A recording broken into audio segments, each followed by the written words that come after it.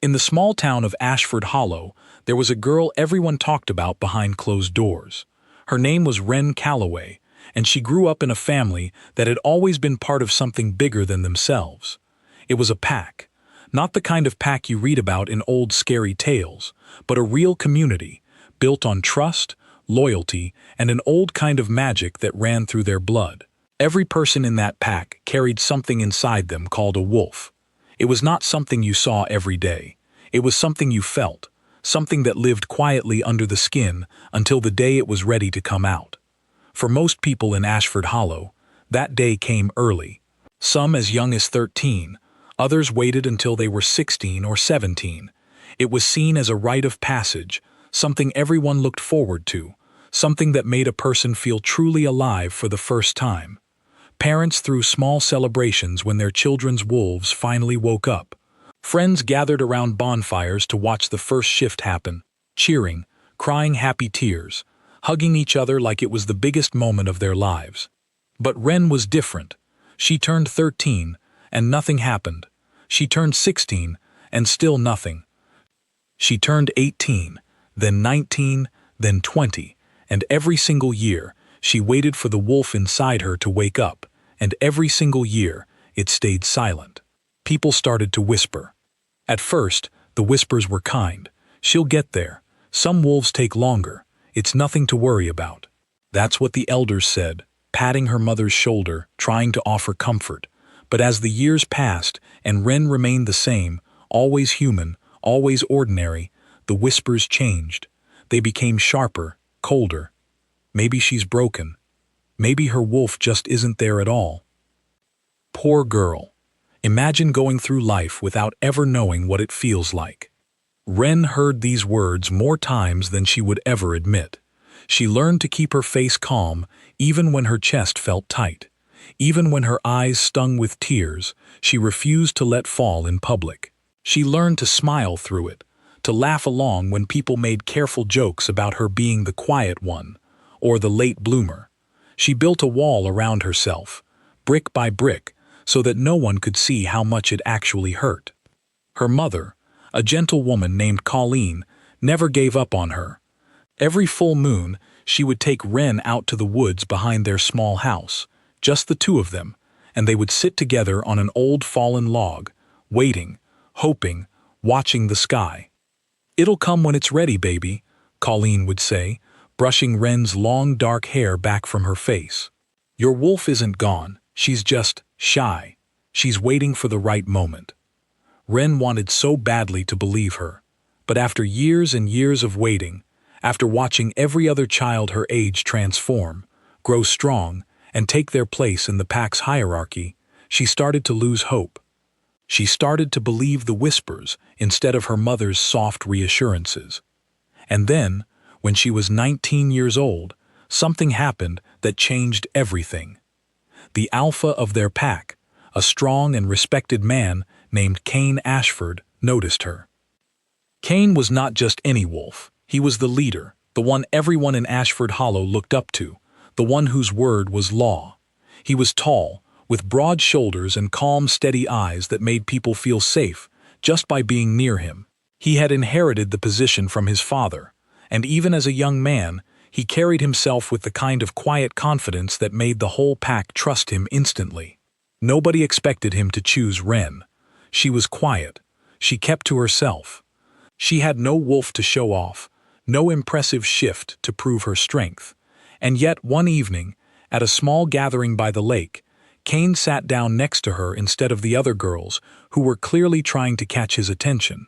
He asked her simple questions: what she liked to read, what she thought about the stars, whether she preferred tea or coffee in the mornings. Wren was so surprised that someone like him would even talk to her that she almost forgot to answer. That evening turned into many evenings. Cain started finding reasons to be near her. He would walk with her after pack meetings. He would sit with her during meals instead of at the head table where an alpha was expected to sit. Slowly, without either of them saying it out loud, something grew between them. A year later, in front of the whole pack, Cain announced that Wren Calloway was his intended mate. It was the happiest day of her life. For once, The whispers stopped being cruel. People looked at her differently. If the alpha himself had chosen her, despite everything, despite her missing wolf, then maybe she wasn't broken after all. Maybe there was something special about her that others simply couldn't see. Her mother cried tears of joy that night, holding Ren's face in her hands and saying, "See, I told you, good things come to those who wait." But being an intended mate was not the same as being claimed. In their pack, tradition demanded that an alpha wait a certain number of years before the final claiming ceremony, a public event where he would formally announce his mate before the entire pack under the full moon. It was meant to give both people time to be sure, time to grow into their bond properly. For Ren, those years were filled with hope and quiet anxiety in equal measure. She loved Cain. She truly did. But there was always a small voice in the back of her mind, a nagging fear that refused to fully disappear. What if he changed his mind? What if he found someone else? Someone whose wolf was strong and proud. Someone who could stand beside him as an equal in every single way.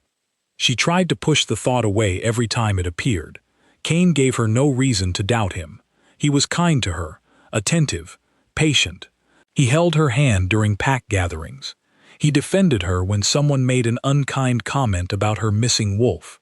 He told her, more than once, that he didn't care whether her wolf ever woke up. He loved her for who she was, not for what she could become. Ren wanted to believe those words completely. Most days she did. But there were other days, quieter days, when doubt crept back in and refused to leave. One of those days came when a new family moved into Ashford Hollow. The Delacroix family arrived from a neighboring territory, seeking a new pack to call home after some kind of falling out with their old leadership. Nobody asked too many questions. It was common for wolves to relocate, and the Delacroix family seemed respectful, polite, eager to fit in. Their daughter's name was Celine. Celine was beautiful in the kind of way that made people stop and stare. She had striking silver eyes and dark hair that seemed to shimmer under any light. But it wasn't just her looks that made people notice her. Her wolf, when she finally shifted in front of the pack during a welcoming ceremony, was breathtaking. A deep, rich brown coat, powerful muscles rippling beneath her fur, movements so graceful it looked almost like watching a dance rather than an animal moving through the grass. The entire pack gasped when they saw her shift. Even Ren, standing quietly at the back of the crowd, felt a strange twist in her stomach as she watched. From that day on, Celine became a regular topic of conversation. People admired her strength, her poise, the way she carried herself like she had always belonged there, even though she had only just arrived. Some of the younger wolves in the pack started training with her, hoping to learn from someone so skilled. Ren tried not to let it bother her. She told herself that being impressed by someone's wolf didn't mean anything more than that. People could admire Celine's strength without it changing how they felt about Ren. But then she started noticing something else. Cain and Celine were spending time together. At first, it seemed harmless enough. As alpha, Cain was responsible for helping new pack members settle in, teaching them the rules and traditions of Ashford Hollow, making sure they felt welcome. It made sense that he would spend extra time with a family who had just moved in, especially one with a daughter, as skilled and promising as Celine. But the time they spent together started to grow. Ren noticed Cain arriving late to their own scheduled evenings together, offering apologies about pack business that kept running long. She noticed him glancing towards Celine during pack meetings, a look on his face that she couldn't quite name but that made her chest feel tight anyway. She told herself she was imagining things. She told herself that jealousy was an ugly feeling, and she refused to let it take root inside her. Cain loved her. He had chosen her. Nothing about that had changed. Still, the doubt grew, quiet and persistent, like a weed pushing up through cracks in a stone path. Ren's mother noticed the change in her daughter long before Ren was ready to talk about it. "You've been quiet lately," Colleen said one evening as they sat together on the porch, watching the sun sink behind the trees. "Is everything all right between you and Cain?" Ren hesitated. She didn't want to say the words out loud. as if speaking them would somehow make them true. But her mother's eyes were soft and patient, the same way they had always been, and eventually, Ren let the worry spill out. "I don't know," she admitted. "He's been spending a lot of time with the new girl, Celine. I know it's probably nothing. I know he has responsibilities as alpha, but sometimes I catch him looking at her, and it makes me feel like I'm not enough." Colleen reached over and took her daughter's hand. "You are more than enough," she said firmly. "You have always been more than enough. Don't let doubt convince you otherwise. If Kane truly loves you, he will prove it. And if he doesn't," she paused, choosing her next words carefully, "then you deserve someone who does." Ren nodded, even though the words didn't fully ease the tightness in her chest. She wanted to believe her mother. She wanted to believe in Kane. But some fears, once planted, are hard to pull out completely. The months passed, and the day of the claiming ceremony finally arrived. It had been 4 years since Kane first announced Ren as his intended mate. 4 years of waiting, hoping, building a life together in small pieces, one shared meal and quiet conversation at a time. Tonight, under the full moon, in front of the entire pack, Kane would make it official. He would claim Ren as his Luna, his mate for life, and the doubt that had been growing in her chest for months would finally be put to rest. Colleen spent weeks preparing for the ceremony. She sewed Ren's dress by hand, a beautiful white gown with delicate silver beads sewn carefully along the hem, each stitch placed with love. Ren tried it on the night before the ceremony and stood in front of the mirror for a long time, running her fingers over the soft fabric, hardly able to believe that this moment was finally, truly here.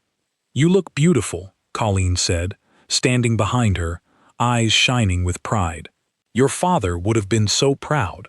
Ren's father had passed away when she was young, but she still remembered the warmth of his laugh, the way he used to carry her on his shoulders through the woods. She wished, more than anything, that he could be there to see her tonight.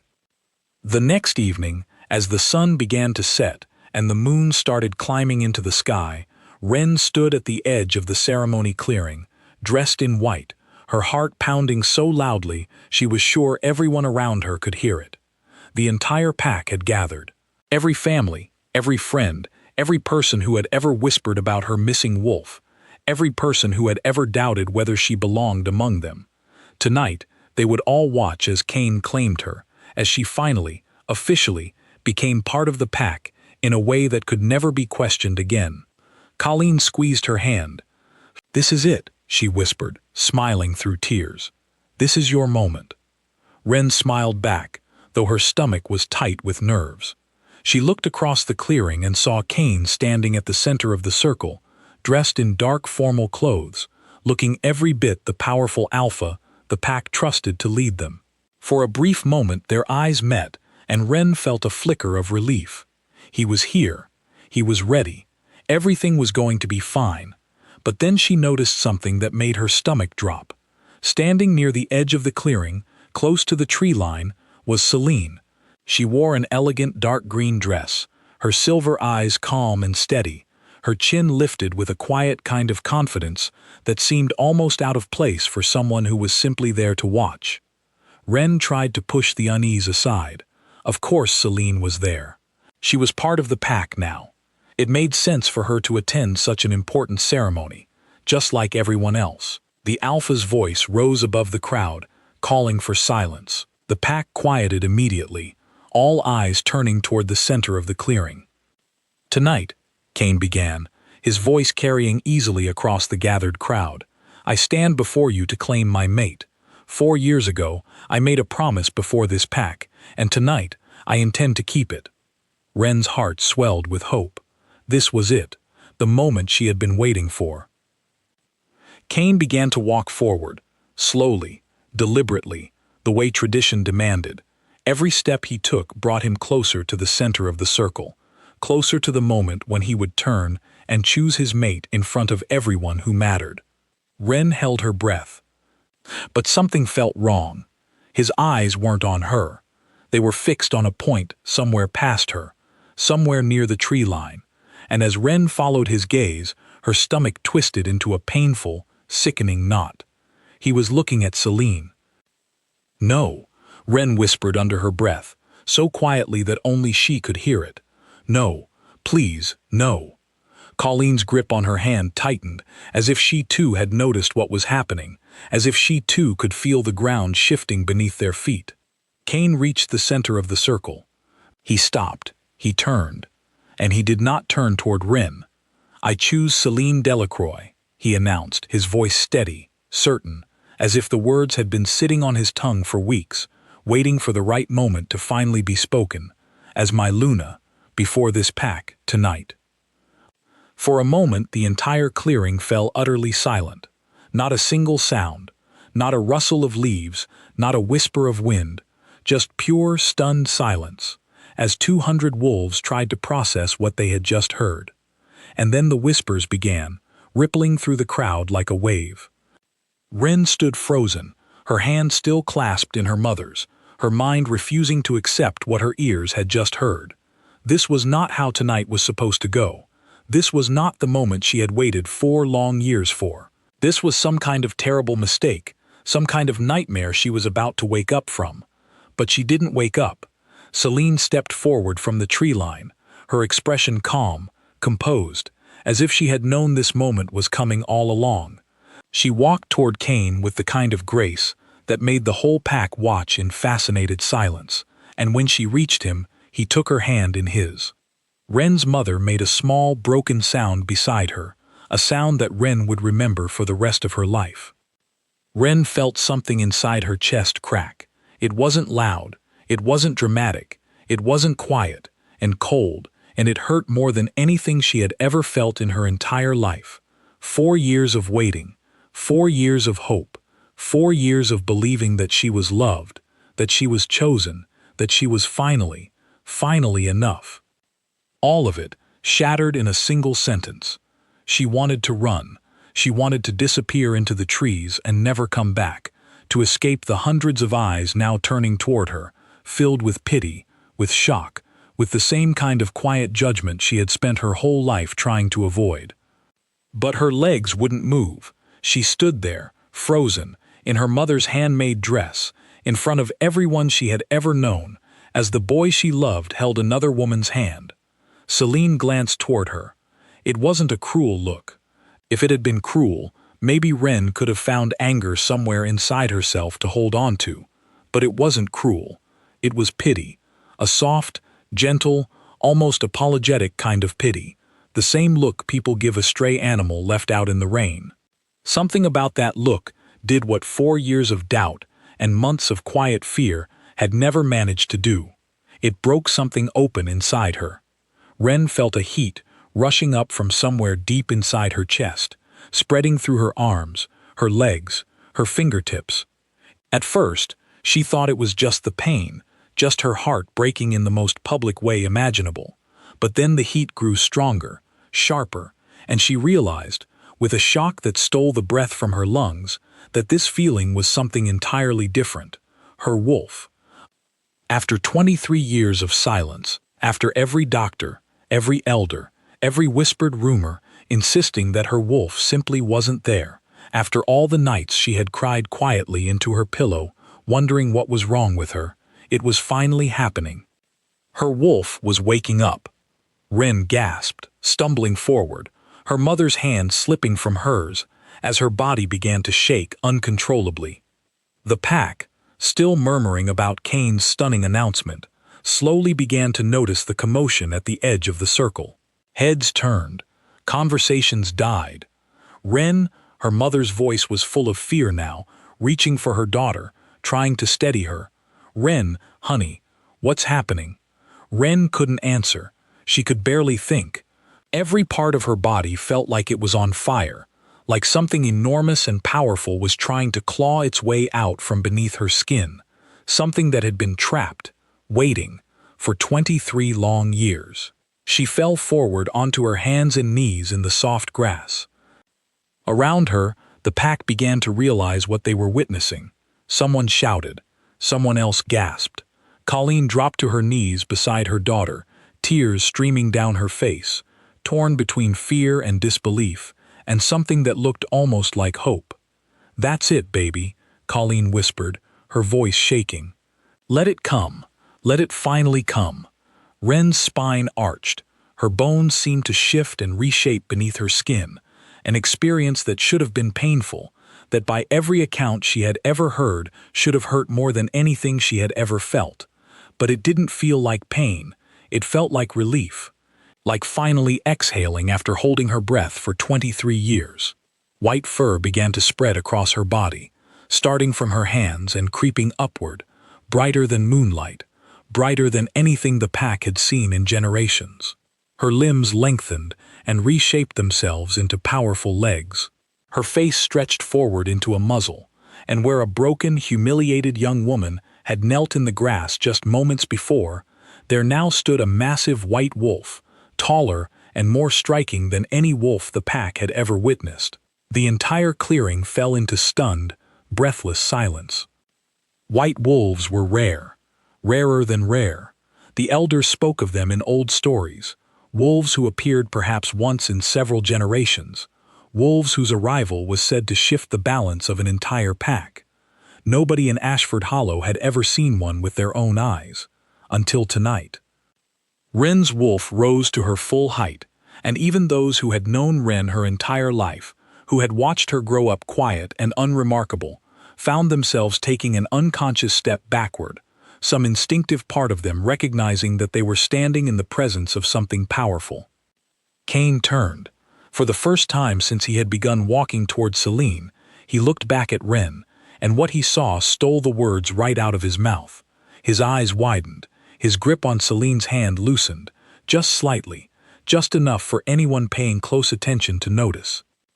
There was something on his face that Wren's wolf recognized immediately, some deep animal part of her that understood emotions faster than words ever could. It was regret, sharp, sudden, unmistakable regret, the kind that comes too late to matter. He had spent 4 years with a woman he believed had no wolf at all, a woman he had chosen anyway, a woman he had claimed to love regardless. And now, in the one moment he had decided she wasn't enough, she had revealed herself to be something rarer and more powerful than anyone in the pack had ever seen. But Wren's wolf did not care about his regret. She had spent 23 years being told she wasn't enough. She had spent 4 years quietly fearing she would lose the person she loved to someone stronger, someone more impressive, someone whose wolf didn't need to hide. And tonight, in front of the entire pack, that exact fear had come true. His regret changed nothing. Wren's wolf turned her head toward Celine. Celine, to her credit, did not run. She stood her ground, though her earlier confidence had visibly faltered, her silver eyes wide with something between awe and uncertainty. She took one small step backward, an instinctive, unconscious response to the raw power radiating from the white wolf standing before her. Wren's wolf stalked forward, slow and deliberate, each paw placed carefully in the soft grass, and the pack, without anyone giving an order, without anyone saying a single word, began to part, forming a path straight through the crowd toward the center of the circle. It was an old instinct, older than any alpha's rule, the kind of respect that gets paid automatically to a wolf, like the one standing among them tonight. She reached the center of the circle, the exact spot where Cain had stood just minutes ago when he made his announcement, the exact spot where her whole world had fallen apart. She threw her head back and let out a howl. It was not a howl of sadness. It carried no mourning, no grief for the love she had just lost. It was something else entirely, something ancient and certain, a sound that seemed to come from somewhere much deeper than her own broken heart. It was a howl that said, without needing any words at all, that this moment, this circle, this ceremony belonged to her, and to her alone. For a heartbeat, nothing happened, and then, one by one, wolves throughout the pack began to howl back. It started with the elders, the oldest members of the pack, who understood old traditions better than anyone else standing in that clearing. They recognized what Wren's howl meant, recognized the old law buried deep in pack history. older than any alpha who had ever led Ashford Hollow. A claim made before the pack could be answered, if the pack's own instinct rose up to answer it, and if that answer came before the claim had been fully and completely sealed. Kane's claim had been spoken, but it had not yet been sealed. Tradition required more than words. It required the pack's acceptance, a silent agreement that rippled through the bonds connecting every wolf to their alpha. And tonight, that acceptance was not going to Celine. It was going to Ren. More and more wolves joined the howl, until the entire clearing was filled with sound, dozens and then hundreds of voices rising together under the full moon, calling back to the white wolf standing at the center of the circle. Ren's wolf stood still, letting the sound wash over her, feeling something settle deep inside her chest for the very first time in her life. She was not broken. She had never been broken. She had simply been waiting, quietly, patiently, for exactly this moment. Celine took another step back, her earlier composure completely gone now, replaced by something that looked almost like relief, as if some small part of her had known from the very beginning that this was never truly hers to take.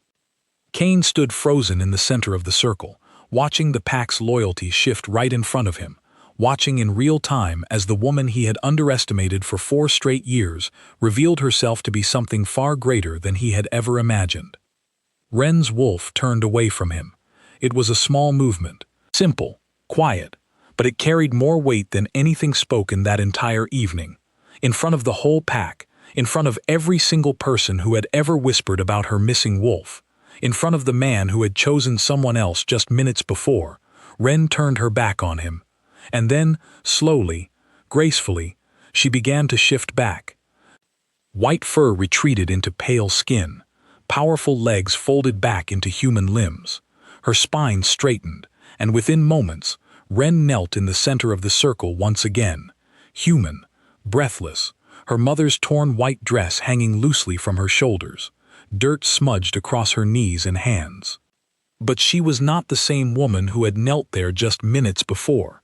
Her mother reached her first, sobbing, pulling her into a fierce embrace, whispering words too quiet and too broken to fully make out, though Ren understood every single one of them anyway.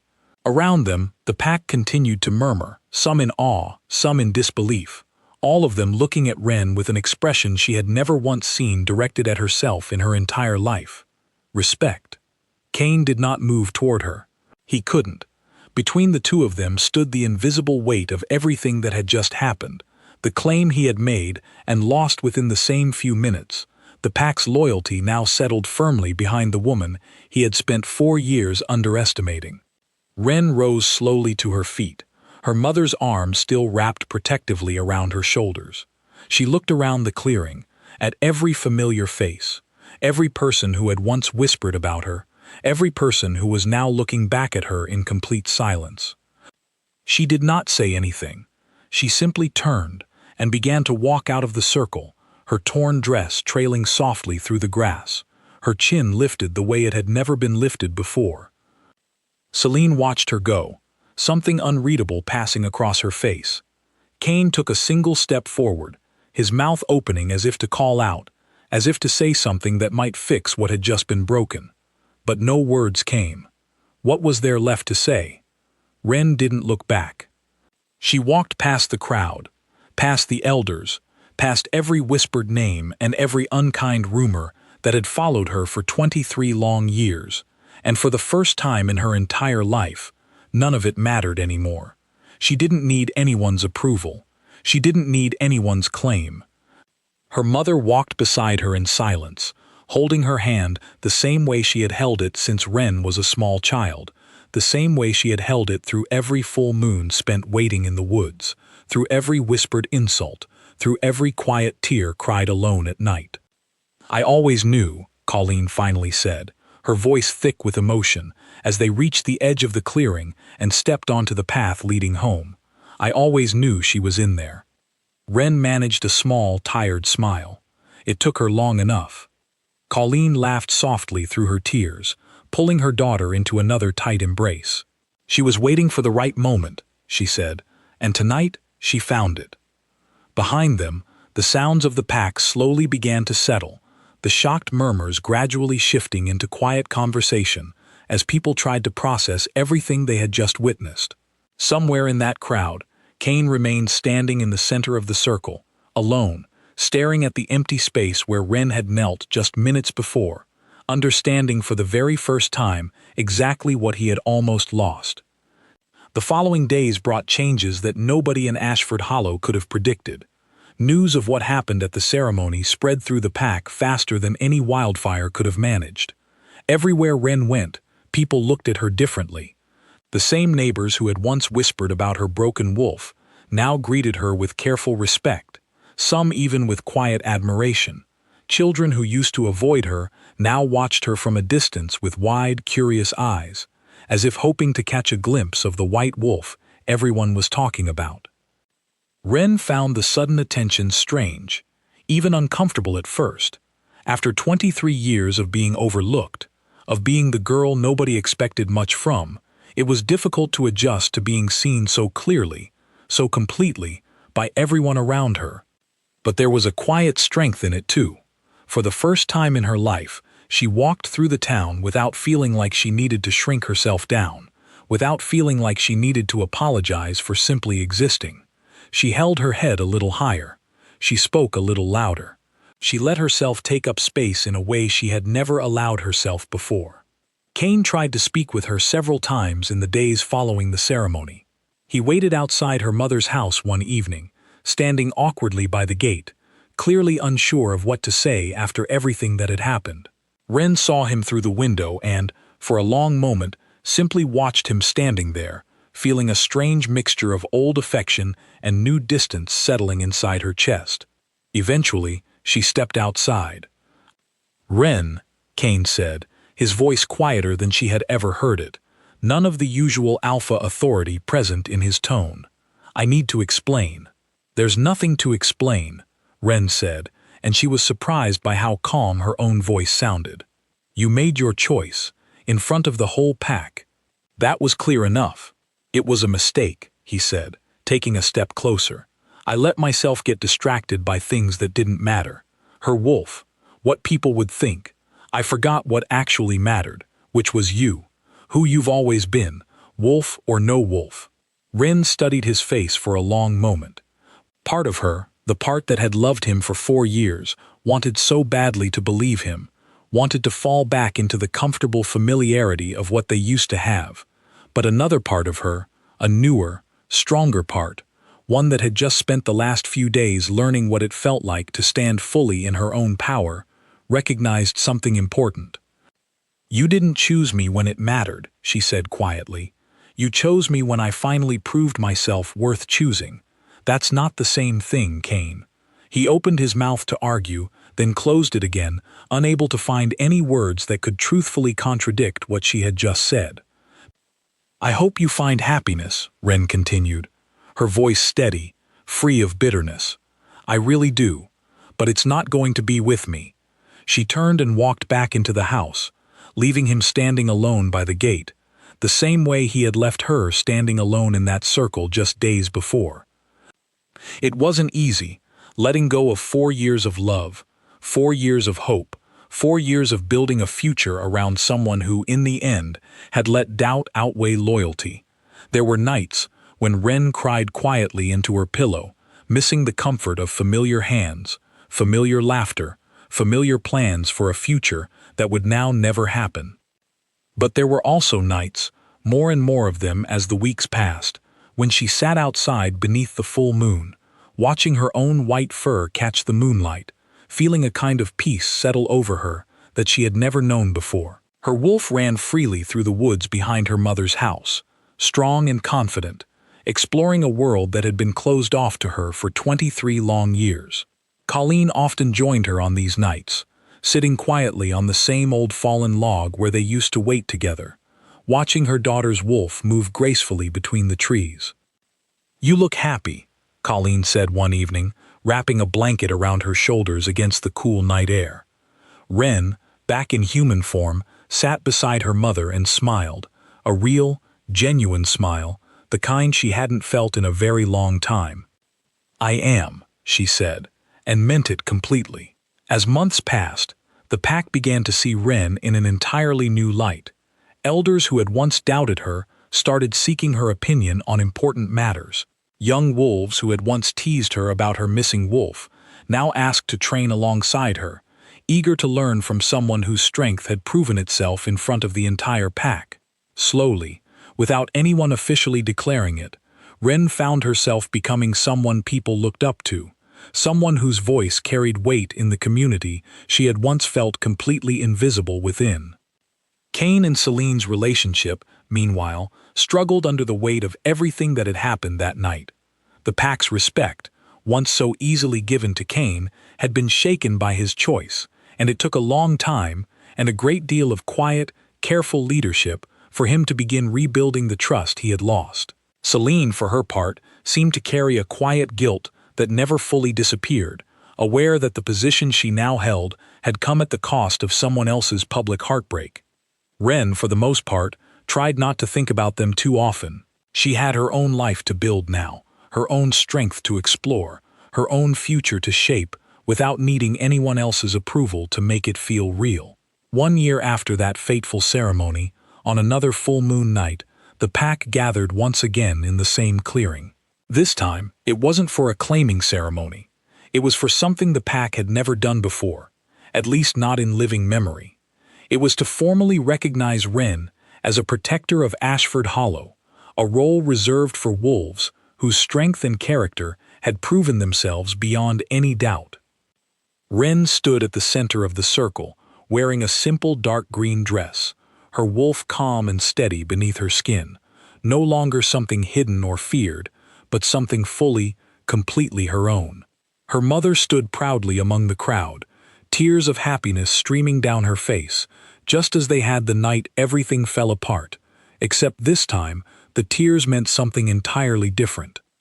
As the elders spoke the old words of recognition, Ren felt a deep sense of peace settle over her, the kind of peace that comes only after truly understanding your own worth, after learning that you never needed anyone else's claim to feel complete. She thought back to the girl she used to be, the one who cried quietly in her room, wondering what was wrong with her, wondering why her wolf refused to come. She thought about all those years of whispered doubt, all those nights spent waiting in the woods with her mother, hoping for a miracle that seemed like it would never arrive. That miracle had come, eventually, just not in the way she ever expected. It hadn't come from being chosen by someone else. It hadn't come from proving herself worthy of somebody's love. It had come from the moment she stopped waiting for someone else to see her value and finally saw it herself. As the ceremony ended and the pack began to celebrate around her, Ren looked up at the full moon, bright and steady above the clearing, and felt, for the first time in her entire life, completely and fully whole. She didn't need anyone's ceremony to prove who she was. She had already reclaimed that, all on her own.